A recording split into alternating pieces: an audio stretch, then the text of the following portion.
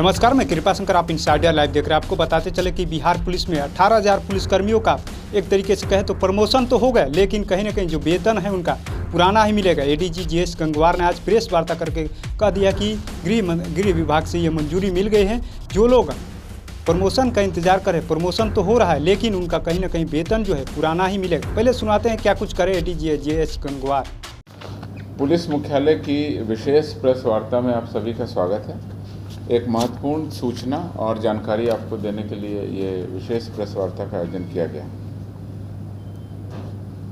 विधि व्यवस्था संधारण, अपराध नियंत्रण, पुलिस के नए बढ़ते हुए दायित्वों के निर्वहन, अनुसंधान नियंत्रण और यातायात संचालन हेतु कार्य हित में उच्चतर पद के लिए कार्यकारी व्यवस्था के अंतर्गत लगभग 18,000 पुलिस पदाधिकारियों के पदों पर उच्चतर प्रभार की स्वीकृति गृह विभाग द्वारा दे दी गई। इस व्यवस्था के तहत कार्य हित में उच्चतर पद के लिए हम लोगों ने 28 जुलाई को विधिवत प्रस्ताव गृह विभाग को भेजा था, जिसकी स्वीकृति आज प्राप्त हो गई। आप लोगों को जानकारी दे दें कि सामान्य प्रशासन विभाग के वर्ष 2019 के द्वारा सभी प्रकार की प्रोन्नतियां एवं प्रोन्नतियों पर विभागीय प्रोन्नति समिति की बैठक की कार्रवाई की अनुमति नहीं थी।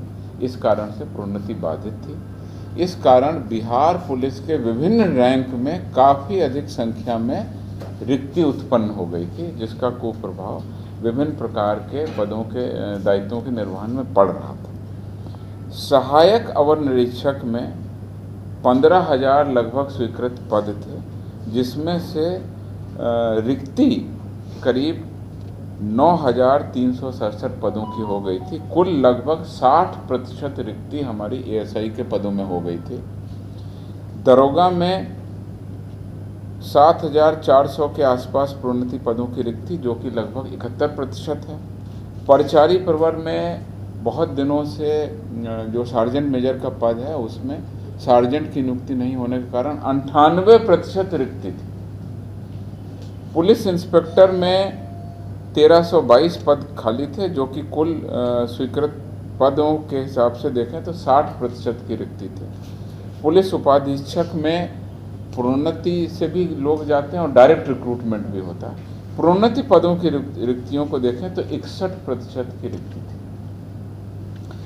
यानी कि संक्षेप में आपको बताएं तो पूरे जो हमारे पद हैं प्रोन्नति के पद, उसमें लगभग 18,000 पद खाली पड़े हुए थे, जो कि 64% रिक्तियाँ थी।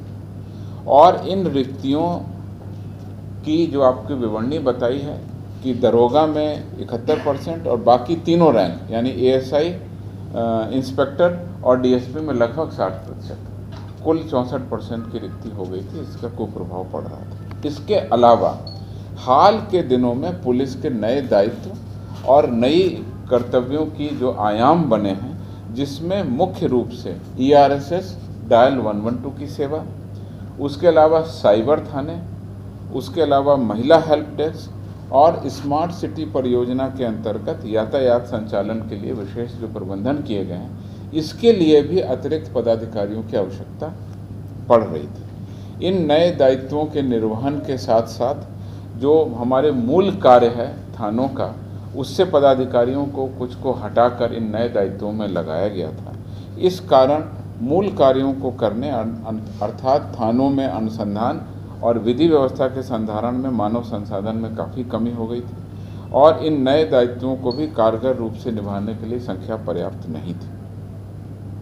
उक्त परिस्थिति से निपटने के लिए वित्त विभाग, बिहार सरकार के जो प्रावधान हैं, उनके तहत कार्य हित में बिहार पुलिस के विभिन्न रैंक के पदाधिकारियों को जो हमारी प्रोन्नति के पद हैं करीब 18,000 रिक्त हैं, उस पर योग्य जो पदाधिकारी हैं उनको कार्यकारी प्रभार के तहत वर्क चार्ज दिए जाने का निर्णय लिया गया है। इस पर गृह विभाग का अनुमोदन आज प्राप्त हो गया। इसके कार्यकारी प्रभार के फलस्वरूप राज्य सरकार के राजस्व पर कोई अतिरिक्त बोझ नहीं होगा और जो इसमें शर्तें दी गई हैं वो ये कि नए पदाधिकारी ये अपने वेतनमान में कार्यकारी प्रभार के अंतर्गत नए उत्तरदायित्वों का निर्वहन प्राप्त करेंगे। उसके अनुसार ये शक्तियां प्राप्त करेंगे और तदनुसार वर्दी धारण करेंगे। मैं स्पष्ट करना चाहता हूं कि इसमें जो पदाधिकारी एएसआई है, अगर उसको उच्चतर प्रभार दिया गया है तो सब इंस्पेक्टर का है, तो वो सब इंस्पेक्टर की वर्दी ही धारित करेगा और सब इंस्पेक्टर के पदों के अनुरूप ही उसको शक्तियां प्राप्त होंगी और कर्तव्यों का निर्वहन करेगा। लेकिन वेतनमान उसको जो पहले मिल रहा है वही मिलेगा। और जो हायर लेवल पर जब काम करेगा तो उसके जो डिसिप्लिनरी अथॉरिटी है और उसकी जो एडमिनिस्ट्रेटिव अथॉरिटी है और उसके जो लीगल अधिकार हैं, वह जो नए पद हैं उसके अनुसार जो उच्चतर प्रभार है उसके तहत होंगे। इस प्रभार के अंतर्गत कार्यकारी प्रभार है। इस प्रभार के अंतर्गत कार्य किए जाने से प्रोन्नति अथवा वरीयता का कोई भी दावा न तो वर्तमान में देय होगा और न ही भविष्य में मान्य होगा और किसी भी प्रकार के उच्चतर पद के वेतन का दावा भी स्वीकार्य नहीं होगा। इसके तहत पूर्णतः कार्य हित में, और जैसा हमने आपको बताया कि विधि व्यवस्था संधारण, अपराध नियंत्रण। तो आपने सुना किस तरीके से एडीजी जेएस गंगवार ने आज प्रेस वार्ता करके कहा कि जो लंबे समय से प्रमोशन का इंतजार कर रहे हैं, अब उनका प्रमोशन हो रहा है, लेकिन जो वेतनमान है जो पुराना ही मिलेगा। यानी कहे तो उनका एक वैकल्पिक व्यवस्था कर दिया गया है। जो भी पदाधिकारियों की कमी थी उसका एक वैकल्पिक व्यवस्था कर दिया गया है।